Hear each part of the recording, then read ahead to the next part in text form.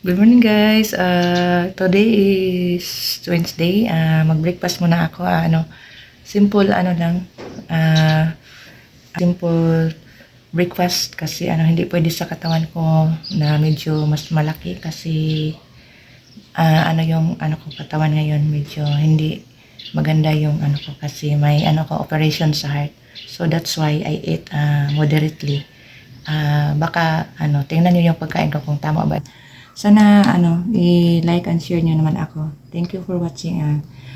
Ito yung simple lang at saka may coffee ako, may bread at saka Filipino food. Ayan, pakikita ko sa inyo. Magbawas na siguro ako ng timbang kasi medyo malaki na ako ngayon. Hindi pwede sa sa katawan ko kasi hindi malusog yung katawan ko. Tingnan niyo yung pagkain ko ngayon, ma'am.